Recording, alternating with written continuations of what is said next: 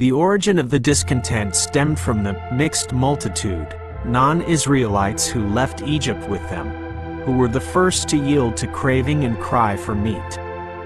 Their negative influence quickly spread to the people of Israel. Their complaints were not just against Moses or Aaron, but against God Himself, who was guiding and providing for them. They wept and expressed a negative, demanding desire. Manna was the miraculous food, sent from heaven by God, a perfect provision for their journey in the wilderness. The Bible describes manna as coriander seed, white, with the taste of wafers made with honey. The people complained, "But now our soul is dried away. There is nothing at all, save this manna before our eyes." They romantically recalled their time of slavery in Egypt. "We remember the fish, which we did eat in Egypt freely, the cucumbers, and the melons, and the leeks, and the onions, and the garlic." They forgot that those foods came with a life of slavery and hardship. The real issue was not the quality of the food. Manna was sufficient for life, but their craving for a luxurious, varied life, exceeding necessary needs.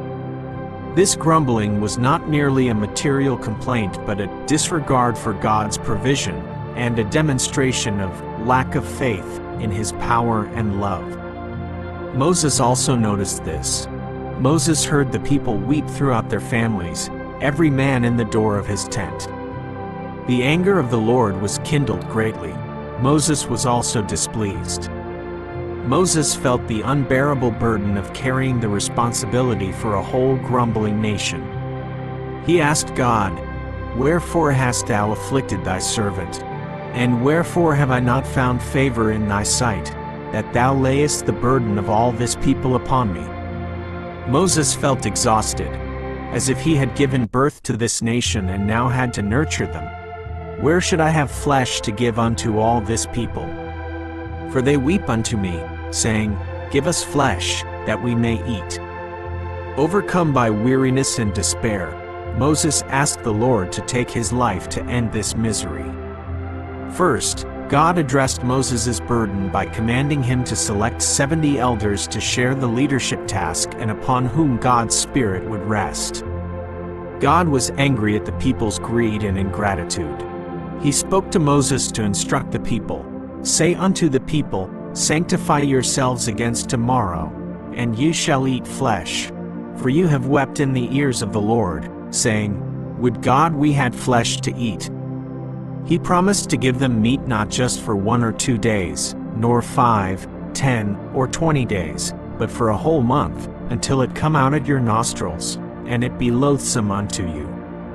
The reason for the punishment, because that you have despised the Lord which is among you. The main sin was disdaining and rejecting God, the one who had delivered them from Egypt. Even Moses doubted God's power, wondering how enough meat could be provided for 600,000 men on foot for a whole month. God answered, "Is the Lord's hand waxed short? Thou shalt see now whether my word shall come to pass unto thee or not." This was an affirmation of His unlimited power.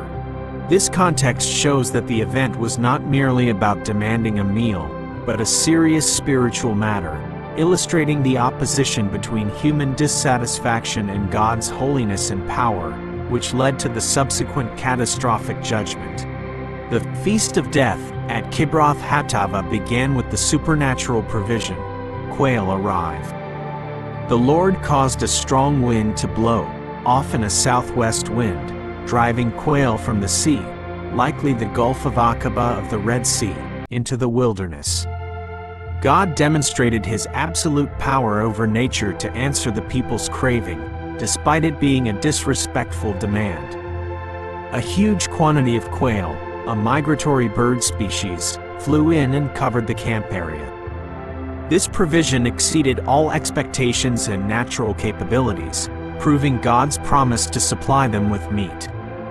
The birds flew about 2 cubits high, about 90 centimeters, above the ground and extended for a day's journey around the camp, a vast area. The low altitude made catching the birds easy, eliminating the need for hunting tools. The wide coverage ensured no one could claim they received no share. This led to excessive greed, the act of gathering. The people rose up all that day, all that night, and all the next day to gather the quail. This revealed the intensity and obsession of their greed.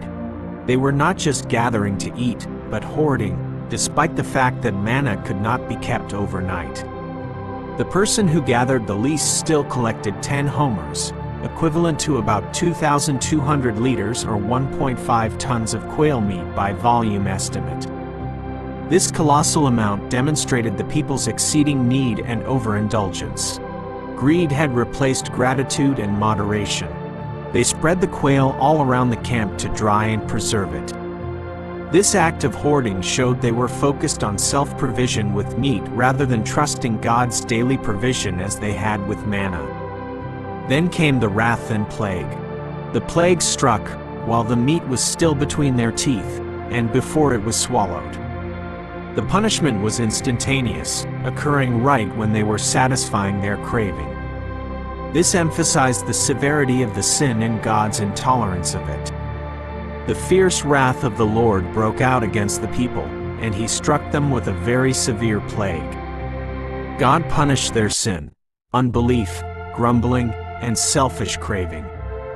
He gave them what they demanded, but it became their death.